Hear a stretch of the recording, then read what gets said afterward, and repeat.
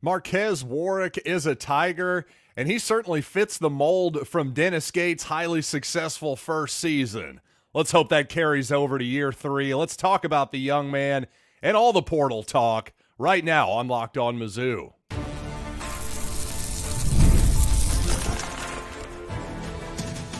You are Locked On Mizzou, your daily podcast on the Missouri Tigers. Part of the Locked On Podcast Network, your team every day.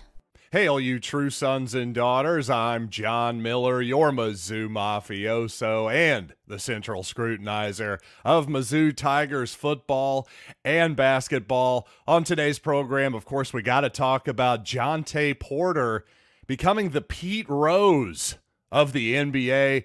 And it sure seems like Caleb Grill is coming back next season. We got to talk a lot about basketball today, especially the future of the transfer portal. Also, I do want to start the show just by reminding you that, yes, today's episode is brought to you by Monopoly Go. I admit I have a competitive side, and it is a big fan of Monopoly Go, the mobile twist hit on the classic Monopoly. Join your friends and download Monopoly Go now free on the App Store or Google Play. And we got to start, of course, with Marques Warrick from Northern Kentucky. This young man played 4 years at Northern Kentucky in the Horizon League, much like, well, this sounds familiar, doesn't it? Very similarly to somebody like DeAndre Golston, Demoy Hodge, and Trey Gomillion, guys from the Horizon League that Dennis Gates is quite familiar from. And of course, since Warrick is a 4-year player, 2 years up close and personal in that league with Gates and the 6'2", 185-pound senior, super senior, I suppose. This will be his 5th year, originally from Lexington, Kentucky, is the Norse's all-time leading scorer. So this guy definitely has some game for sure. According to ESPN, Warrick has been one of the best players in the Horizon League for 4 years, earning first-team all-league honors this past season, second-team honors in 2022 and 2023, and third team his freshman year in 2021, averaging nearly 20 points a game this past season. Just on paper, Warrick is definitely a great foul shooter who gets there quite a bit. That seems to be something that Gates and his staff seem to be targeting, a little bit more free throw shooting here offensively. Remarkably, he shot almost exactly 36% from downtown each of his first 3 seasons at Northern Kentucky. But that number dipped quite a bit to 29% last year. However, his 2-point prowess increased last season, so I don't know, a little give and take there. All I know is if he can pull a Demoy Hodge like a 3-point renaissance in his 5th year, that'd be a heck of a thing for Missouri, and my goodness, we'd really have something there, especially for a guy who should, in theory, obviously he'll be playing against SEC caliber defenders. At the same time, he shouldn't be getting the best defender on the perimeter on the opposition anymore, just having better players around him like Tamar Bates, of course, and quite possibly Caleb Grill. It sure sounds like Caleb is coming back next year as well. And by the way, one of the highest minutes getters last year was Marques Warrick, too, playing nearly 90% of the available minutes. And just to give you an idea of who else was after this young man, well, really, Eric Musselman was probably the Tigers' biggest competition here. Originally, Arkansas was talking to Warrick until, well, makes the old jump to USC, and still Musselman was after him there. But apparently, well, I don't know, staying a little closer to the Midwest, NIL, who the heck knows? All I know is the 0-19 so far doesn't seem to be dissuading too many people from coming to Missouri and Dennis Gates. So they're buying what we're selling one way or the other. Now, according to Gabe DeArmond over at Power Mizzou, he put out a tweet just a few hours ago basically confirming that the top 2 targets remaining now for Gates and his staff are Mark Mitchell, formerly of Duke, who put his name into the portal after 2 seasons as a Blue Devil. And also Jevon Porter, of course, of Pepperdine. He played a couple years there with Lorenzo Romar, who, of course, for years and years has had a really close relationship with Michael Porter Sr. and the entire family, resulting in, of course, the Porters following him, frankly, all over the country in some ways. And it still sounds like there's a chance that Porter could decide to follow Romar to Loyola Marymount. However, Missouri sounding pretty confident at this point, at least according, again, to Gabe DeArmond over at Power Mizzou, and especially his tweet that he put out here in the last few hours. So it was just a couple days ago that I believe Dennis Gates told Drew King at Power Mizzou that, hey, expect 2 or 3 more commitments this week. Well, if it's 2 or 3 more this week, and like Gabe DeArmond says, Missouri could be wrapping up this portal experience pretty quickly here. And obviously, well, 1 down, perhaps 1 or 2 more to go.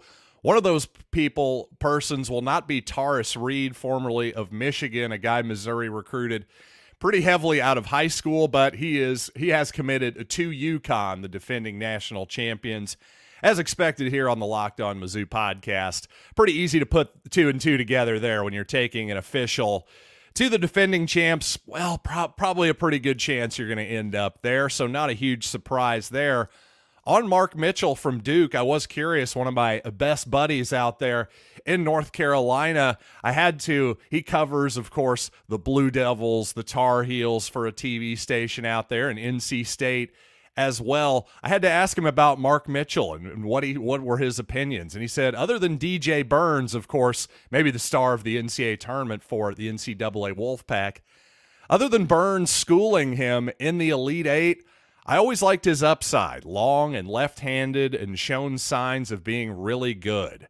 Just hasn't seemed to put it all together. So obviously, hopefully, if Mitchell indeed comes to Missouri, he does put it all together at Mizzou, because even without the upside that maybe hasn't been completely tapped into yet based on his status as a top 20, 30 type high school player, now 2 years deep into his college experience, there's still a lot of promise on paper, too. A good rebounder, promising scorer in the paint, all that good stuff, and really got better into ACC play. So I think Mark Mitchell is obviously an interesting name. Hopefully he'll be one I'm talking about as a Missouri commitment here this week, quite honestly. Now, Jevon Porter, of course, we'll get to Jontay here in a minute. The Porter brother drama never seems to end around here, does it? But let's talk about the younger Porter of those two. Let's talk about Jevon, who just spent a couple years at Pepperdine. And I would just say at first, don't be totally misled by his totals. Because if you see that Jevon averaged 16 points and 6 rebounds, well, he's an obvious take, right? But I would caution people a little bit and ask you, did you like Jordan Butler's rebounding last year? Because that's where Porter was against a mostly mid-major schedule last year in terms of just quite simply his defensive rebounding percentage. And it didn't get any better against A competition there either, in a small sample size of 4 games. But still, if you're expecting Jevon Porter to come here and dominate the glass, that's probably not going to happen. And also, his three-point shooting and overall percentages leave a little to be desired as well. Though I'll say just his size, his touch from the free throw line, it does suggest there's more there, that's for sure. And again, his offensive rating of 106, just not all that impressive, just slightly better than Noah Carter and Anthony Robinson last year, for example. So there's some context, but for the positive side, if you're more bullish on Jevon Porter, well, he also used more possessions last year than Sean East. So in other words, Pepperdine and Romar were feeding the entire offense through him, even more than Missouri did through Sean East last year. So the hope would be, if you're a Missouri fan, if you're Dennis Gates, that Jevon Porter will be more efficient offensively with less pressure around him and attention on him and just better players in general. That's got to be the theory, right? So be interesting to see what obviously happens with Mitchell and Porter this coming week, and now officially with Marques Warrick on board. And coming up, we got to talk about Jontay Porter, who, in my mind, really is the Pete Rose of the NBA right now. Not just because of his permanent banishment from the NBA, but also because the excuses that people are throwing out for Jontay really just don't really move me whatsoever, I have to admit. So let's get in to all that coming up here in just a second. But first, you know what, folks? I absolutely do have a competitive side, and it definitely comes out in Monopoly Go. And I'm sure you've heard of it. It's been downloaded a bajillion times, 150 million times, in fact. It's a great twist on Monopoly, where you can play on not one, but hundreds of Monopoly boards in crazy locations, building up amazing cities that bring you big money. But here's the best part, messing with my friends. I can charge them rent on my iconic properties, just like classic Monopoly.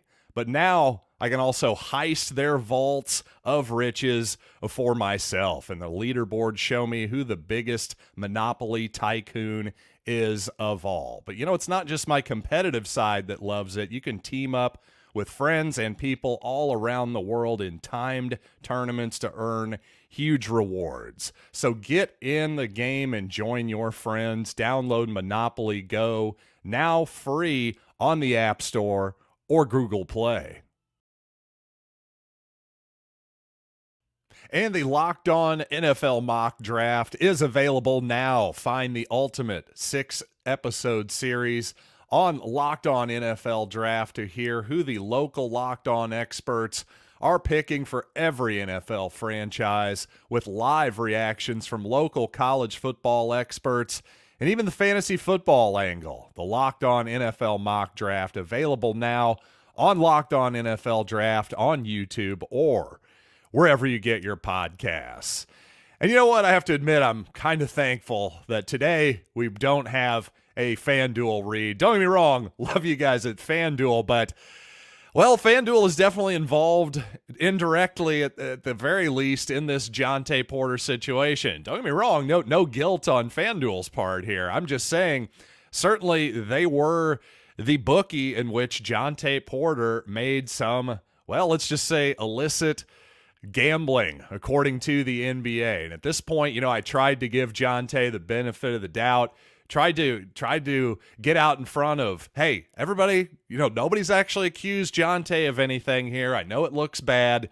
Well, now it's beyond that point. Now the NBA has released, I'll read part of their statement here. The league's investigation found that prior to the Raptors' March 20th game, Porter disclosed confidential information about his own health status to an individual he knew to be an NBA bettor. Well, strike one there, Jontay. That alone, in my opinion, is worthy of banishment from the league, and we'll get to why that is here in a second. But the league continues here. Another individual with whom Porter associated and knew to be an NBA bettor subsequently placed an $80,000 parlay proposition with an online sports book to win $1.1 million, wagering that Porter would underperform in the March 20th game. So this is a bit of new information for sure. Previously, we had heard about large amounts of money that had been placed on 3 different propositions involving Jontay Porter. But now that all 3 of those, we know that those were put together into a parlay, that means 80,000 turns into 1.1 million there. That makes it even more shady, quite honestly. That's certainly a strike two there.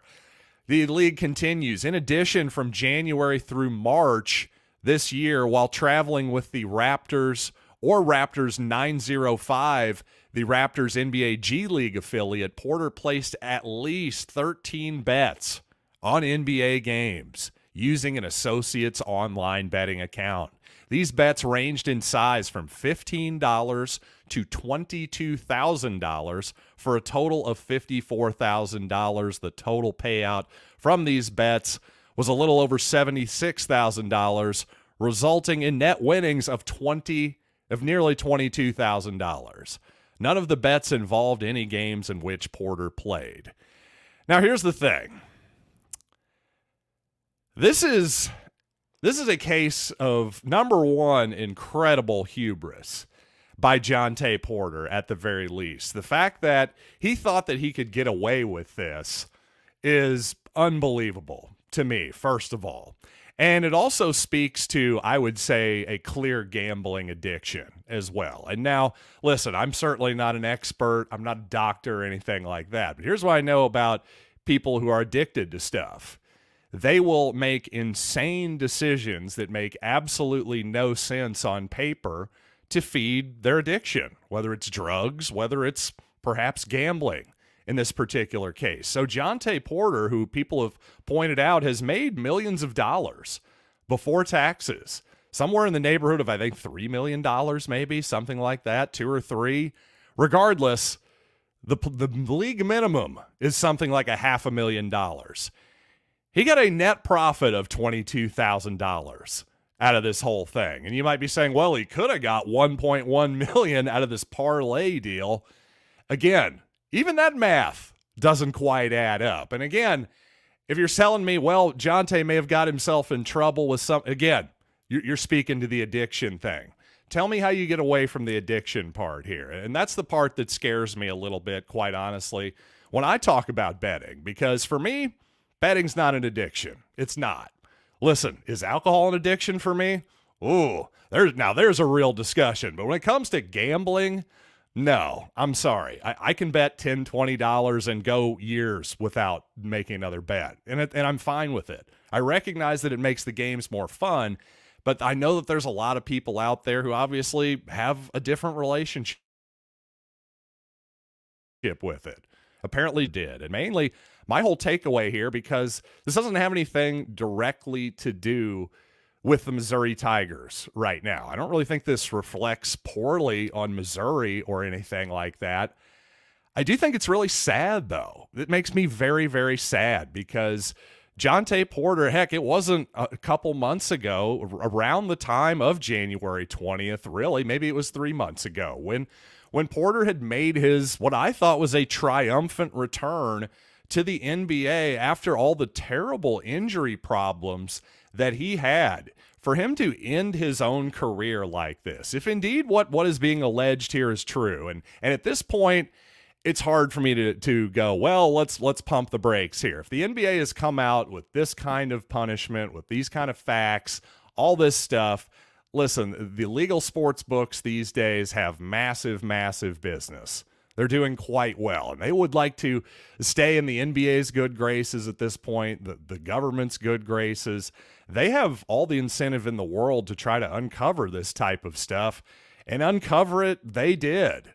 And by the way, they have just a direct financial incentive short term to avoid that type of chicanery. But again, also long term, let's just keep the ball rolling here. I'm sure that's what all the sports books are thinking. But again, all of the arguments here just don't really sit well with me, because for one of the biggest ones I hear, that's sort of it's not a defense of Porter, but it's a pointing out of hypocrisy in these people's opinion, obviously. Like, for example, one Twitter user said, beat your wife and miss a couple of games, maybe a season, bet some money and get banned for life. Well, if you want to say that a guy who beats up his wife should be banned from the NBA, I'll listen to that discussion. I really will. But if you're going to tell me that Jontay Porter deserves a pass here, because I just don't even see the argument for how he gets a pass here whatsoever, because he's basically putting the integrity of the entire sport into question. As Adam Silver said, hey, I got to agree with Adam Silver on this one. I don't agree with him on everything, but I agree with this decision to ban Jontay Porter for life. And even if it was, as Pete Rose has told us, we don't really have any evidence other than Pete Rose's word, because guess what? This whole internet thing that I've talked about of DraftKings and FanDuel, that did not exist back when Pete Rose was betting. Who knows who he was betting with? I'm sure he was betting in cash and with envelopes and blah, blah, blah. How do we know he didn't bet against the Reds? Well, even if he didn't, I'm sorry, he's going to use his bullpen and his lineup a little bit differently if he's got money on the game in game 102 of the regular season than he would if it was just simply game 102 of the regular season. You've changed the incentive structure. You've changed the integrity of the game. And guess what? No one person is above the game. You know that's the one rule that you can't break. And if you think it's sad that people are more upset about that than spousal abuse, well, heck, I can't really make an argument against that. But that is the reality of your consumer base. And the reality is, I think you have to protect the business and everything else at all costs. So Jontay Porter, I'm sorry. One of my favorite Tigers of recent memory here. I loved him in that 2018 season, but this is a sad end, and I hope genuinely he gets some help, because clearly, I'm sorry, he needs it. And coming up, we've got a pretty good indication of what Caleb Grill's plans are for next season and his future of basketball. So let's talk about that here in just a second. But first, today's episode is brought to you by Yahoo Finance, which is a product I've been using for years. I've been trading stocks since, gosh, all the way back in 2005 now. Am I really that old? Apparently, I am. But with that wisdom comes the knowledge that Yahoo Finance is one heck of a product. And for more than 25 years, Yahoo Finance has been the brand behind every great investor. You can now securely link your brokerage accounts for a unified view of your wealth, including 401k and other investments. A comprehensive perspective is what sets apart great investors, and it's how Yahoo Finance ensures you have the insight to look at your wealth in its entirety. For comprehensive financial news and analysis, visit the brand behind every great investor, yahoofinance.com. The #1 financial destination, yahoofinance.com. That's yahoofinance.com. So I talked yesterday about how at the KC Come Home event yesterday that Aiden Shaw, being there, just his presence alone told me that pretty obvious he's going to be on the roster next season. Well, I wasn't aware until a little later that Caleb Grill was there as well, all but confirming that he's going to be back next season too, saying he's obviously looking forward to being back next year at the event in KC. So from my perspective, that's good news. I'd love to see what Caleb Grill will hopefully look like in an injury-free season for Missouri. Though, I suppose if Grill wanted to, considering the new rules in the NCAA, he could transfer at any second, because this is a press release from NCAA PR. Council changes transfer rules, and it permits immediate eligibility for transfers who are academically eligible, yada, yada, yada. That's too long. I don't need to read all of that nonsense. Basically, if you're in academic good standing, you can transfer whenever you want and be eligible. Now, I don't think that means in the middle of the season. I'll have to confirm that. I think that's in the off season, but not that particular bit wasn't confirmed. This decision, although not final until a meeting ends on Thursday and must be ratified by another board on Monday. So not officially official, but when the NCAA PR Twitter account puts out something like that, that's about as close as it's going to get. And speaking of yesterday's program, I mentioned that former Iowa coach Fran McCaffrey, also the former coach of now Missouri point guard Tony Perkins, who of course committed to the Tigers from the portal this week. McCaffrey had told some Iowa people basically that, hey, we can't afford the young man. He's going to cost upwards of maybe $500,000 of NIL to keep around our program, and we just simply don't have that. Well, recently, some Missouri reporters have tried to throw a little cold water on that statement, saying that, hey, remember, we don't know everything about NIL. A lot of this is speculation and all that good stuff, and certainly that is well-founded. I've avoided talking too much about price tags on this particular program, but when a sitting Power 5 coach comes out and says something like that, I definitely take notice, and I start to wonder, well, if he's not telling the truth, of course, what's his incentive to do so? And off the top of my head, it's kind of hard to think of one other than just his own excuse making, I suppose. I definitely can't rule that out. But to all of this is discussion, Jeff Goodman, one of the most prominent reporters in college basketball, he says he was told by multiple coaches that the asking price for Omar Ballo, formerly of Arizona, transferred to Indiana, well, the price for him was $1.2 million. According to ESPN, he's the top-ranked player currently in the transfer portal. But according to The Athletic, he's more like 26th, and that's more like Tony Perkins' range. So, again, where you have Ballo and Perkins in the portal rankings, I don't know. Again, I'm just saying, if what Jeff Goodman is saying is even remotely true, let's say those coaches, again, maybe they do have an incentive for whatever reason. Maybe I haven't found the right angle here. So let's just say, for the sake of discussion, they have an incentive to bump that number up. But to 1.2 million, again, it just shows you the kind of waters that Missouri, Indiana, Oregon, different places that are trying to up their NIL game. Certainly Nebraska football, I think, is doing that these days. Really stepping up their NIL game. Boy, you big boosters, hey, keep making that money. You better hope the money printer keeps going and inflation keeps going. That's all I can say. But in all seriousness, though, thanks again for joining me here on Locked On Mizzou. Coming up on tomorrow's program, I got to assume we might hear some more big basketball news, stuff on football as well. This was a very hoops-centric show, so I hope all you basketball fans enjoyed it. Lord knows I'm a huge basketball guy too, so no complaints from this Tiger. Hopefully no complaints for you as well, and hopefully I will see all of you tomorrow right here on Locked On Mizzou.